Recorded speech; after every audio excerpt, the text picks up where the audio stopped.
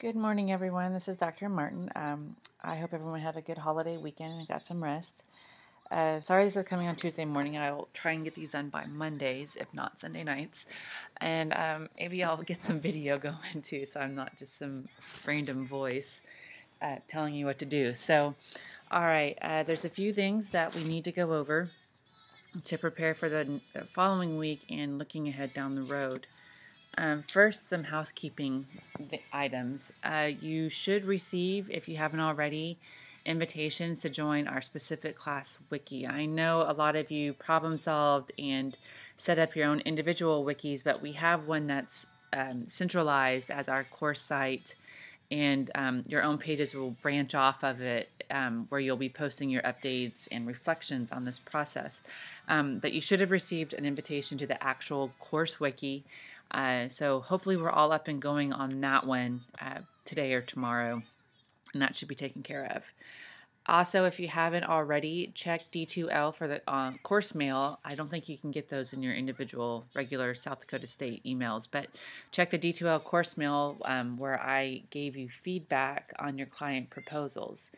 If you have any questions, and some of you have already gotten back to me with questions, please do. I'm happy to help you as you work these things out, obviously. So, but look at it soon, go over it soon, and get back to me. This is not something you want to wait until the final days to really start working through.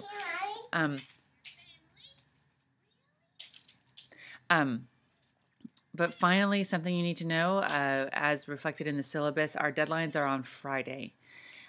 So if I didn't receive your client statements by Friday, I have not looked at them yet. It was due on Friday, and so I took care of the people who turned it in on Friday first. And from here on out, our deadlines are on Friday. All right, so keep that in mind.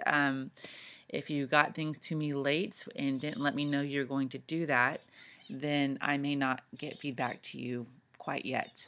Also, about our work. Please keep in mind that this is a graduate level course, and so your writing and any work that you turn in, discussion posts, client statements, every little thing that you turn in should reflect that this is a graduate level work for a graduate level course. So what that means is please spell check, please edit your work, please look it over carefully before hitting send. That will go a long way towards the end. Finally, something to keep in mind for your final project, but also for the next couple weeks in this class and your discussion posts. Some of you are really good at providing links within your discussion posts and all that. But when you're formulating your final campaign plan specifically, we need to make sure we're all using concrete examples and data and building our arguments and making our cases for these campaign plans.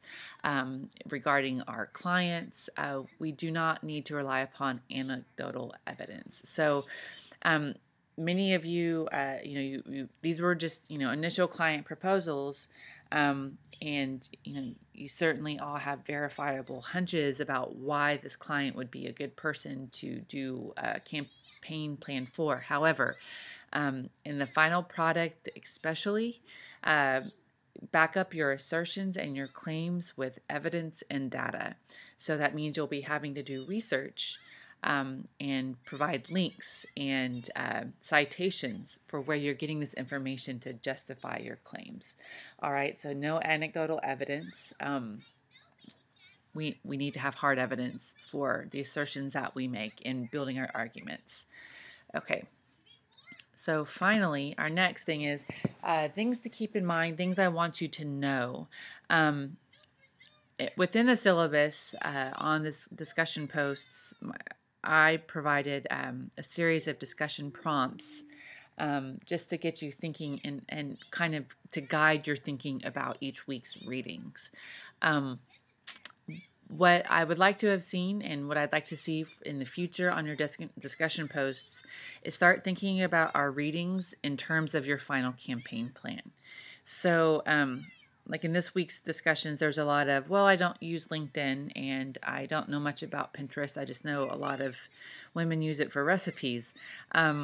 But what I would like to have seen is, and that's all well and good, but what I would like to have seen is, okay, so seeing each of you weigh how these social media sites may benefit your final campaign plan. So with your clients in mind, how would Pinterest have helped? How would Facebook be a suitable site for your client? How would that help the PR problem? So think of what we're reading in this class in terms of the our end goal.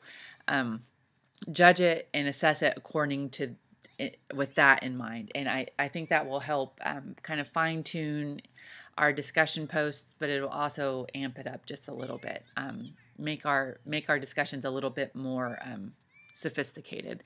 So again, there's questions in the syllabus that should guide your discussions, your posts as you formulate them.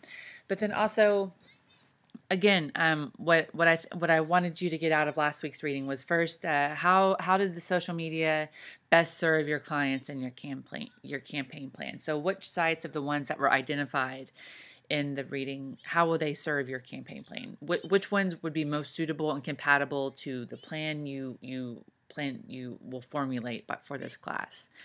Also think if whether symmetrical or an asymmetrical network might suit your client. Is there somehow you can exploit those networks to formulate a good strategy for this PR program?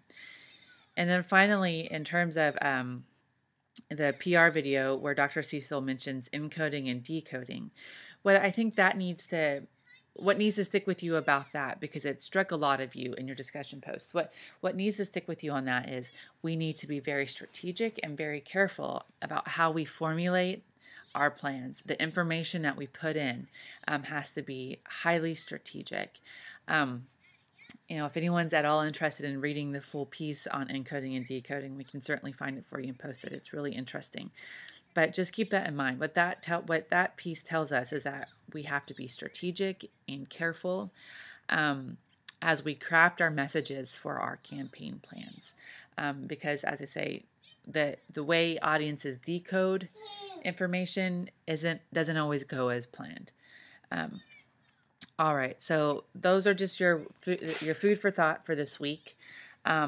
Again, for this Friday, you should just have posted to me by Friday your initial discussion posts on the readings, Unit 2. Also, the week after this, we have we have a survey instrument that we need to start thinking about. So I will try and put up more information about that by midweek, or that would be tomorrow, by Thursday. So everyone can start thinking about that and working ahead a little bit. So, all right, everyone, have a good week. Email me with questions, and I will talk to you soon. Bye.